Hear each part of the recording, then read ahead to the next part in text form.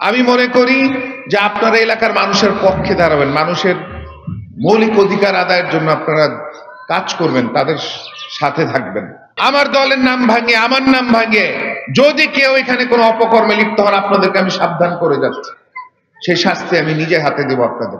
সুপ্রিয় দর্শক, আপনাদেরকে যুক্ত করছি রাজধানীর কদমতলীর শ্যামপুরের বড় মসজিদ এলাকায়। আজকে এখানে বৈষম্য বিরোধী ছাত্র জনতার আন্দোলনে শহীদদের প্রতি শ্রদ্ধা ও সারা দেশে সন্ত্রাস, নৈরাজ্য, চাঁদাবাজি, দখল ও মাদক বন্ধের দাবিতে এক মত বিনিময় সভার আয়োজন করেছেন ৫৮ নং ওয়ার্ডের বিএনপির শ্যামপুর বড় মসজিদ ইউনিট। আজকের এই মত বিনিময় সভায় প্রধান অতিথি হিসেবে উপস্থিত হয়েছেন ঢাকা মহানগর দক্ষিণ বিএনপির সদস্য সচিব জনাব তানভীর আহমেদ রবিন। আজকের সবার কার্যক্রম আপনাদের সামনে তুলে ধরব। দর্শক, আপনারা আমাদের সাথেই থাকুন।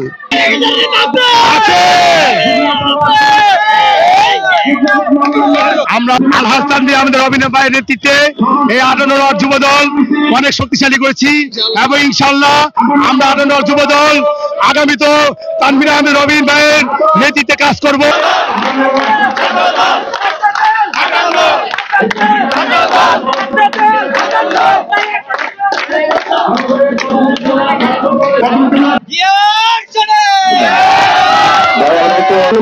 তানভীর আহমেদ রবিন ভাই এই শ্যামপুর এবং অত্রচার এলাকার আমরা মনে করি সে প্রত্যেকটা আশা পুঙ্খানুপুঙ্খভাবে দেখবে এবং তার প্রতিফলন সে আগামী ভবিষ্যতে সে প্রমাণিত করবে।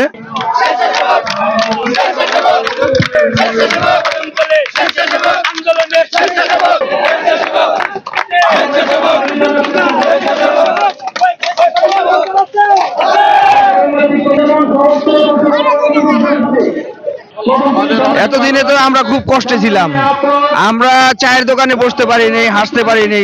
এই ১৭ বছর আলহামদুলিল্লাহ বৈষম্য বিরোধী ছাত্র জনতার আন্দোলনে আমরা দেশকে স্বাধীন করেছি। আল্লাহর কাছে লাখো কোটি শুকরিয়া। কত মার বুক খালি করেছে, কত স্বামীর কোল খালি করেছে। এই স্বৈরাচার আর আসতে পারবে না এই বাংলাদেশে।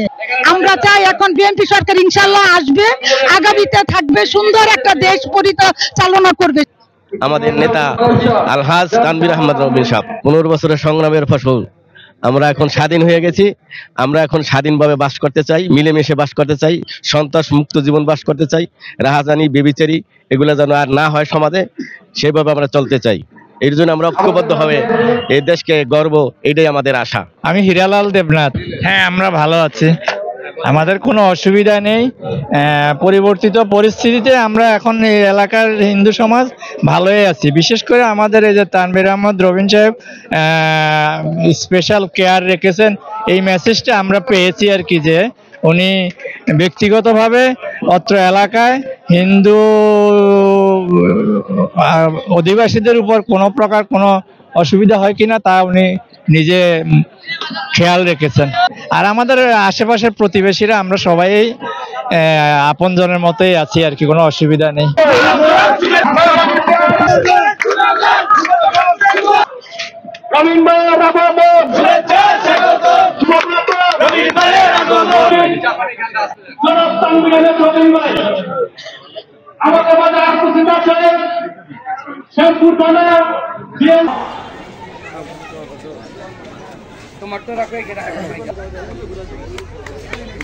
আমাদের এলাকার যে সমস্যাগুলো আছে, এই সমস্যার সমাধানের জন্য আমাদের একটি লোকই যথেষ্ট। তিনি হলেন ঢাকা ৪ ও ৫ মাটি মানুষের নেতা জনাব আলহাজ সালাউদ্দিন আহমেদের সুযোগ্য সন্তান জনাব তানভীর আহমেদ রবিন। আমরা সকলে মিলে জনাব তানভীর আহমেদ রবিনের হাতকে যদি শক্তিশালী করতে পারি, আমাদের এলাকায় যে সমস্যাগুলো আছে এই সমস্যাগুলো ইনশাল্লাহ আমরা সমাধান করতে পারবো। আশা করি আমরা আগামী জাতীয় সংসদ নির্বাচনে যাতে আমাদের নেতা জনাব তানভীর আহমেদ রবিনকে এলাকার এমপি হিসাবে নির্বাচিত করে আসতে পারি, তাহলে আমাদের যে সমস্যাগুলো আছে ইনশাল্লাহ আমরা সবাই সমস্যা সমাধান করে দেব ইনশাল্লাহ। আলহাজ তানভীর আহমেদ রবিন ভাই আমাকে নির্দেশ দিয়েছে যে এই ওয়ার্ডের যে সমস্যাগুলো আছে সেইগুলো আপনি দৃশ্যমান দেখান। দৃশ্যমান দেখাইলে আমাদের জনগণ আমাদের পাশে থাকবে।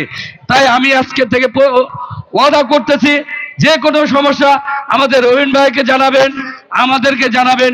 এই 58 নম্বর ওয়ার্ডে যে সিটি কর্পোরেশন সেবাগুলো আপনারা পাইতেন, সেই সেবাগুলো আমরা আজকে থেকে আপনাদেরকে ওয়াদাবদ্ধ করে যাচ্ছি, আপনারা এই সেবাগুলো পাবেন।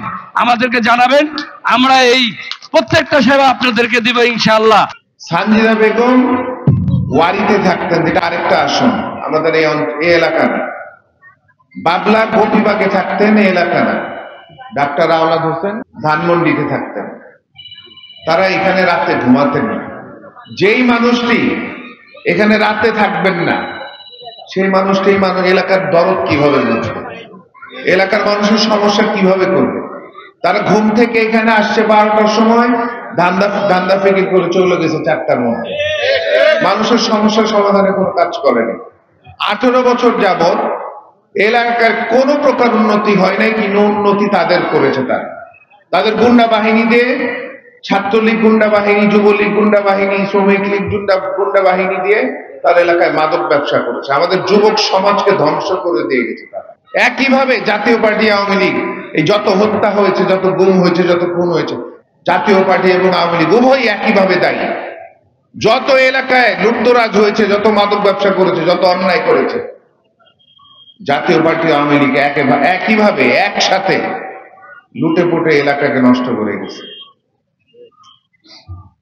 আমাদের এই আন্দোলনের সংগ্রাম, আমাদের উদ্দেশ্য একটাই, যে বাংলাদেশে একটি অবাধ, সুষ্ঠু, নিরপেক্ষ নির্বাচন হবে, যেখানে বাংলাদেশের মানুষ বসে আছে, অপেক্ষায় আছে যে কখন এই নির্বাচনটি হবে, এবং সাংবিধানিক অধিকার যে মানুষের বাংলাদেশ দিয়েছে সেটি প্রয়োগ করে তাদের জনপ্রতিনিধি, যিনি তাদের কথা বলবেন, তাদের অধিকার আদায়ে কথা বলতে মহান সংসদে যাবে এবং তাদের অধিকার আদায়ে কাজ করবে।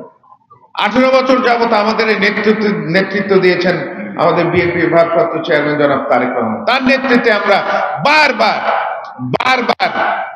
হাসি মুখে জেল বরণ করেছি, জেলে গিয়েছি, জেল থেকে বের হয়েছি, নির্বিচারে গুলি করে হত্যা করেছে, সেটি ফেস করেছে, আবার জেলে গেছে, আবার বের হয়েছে।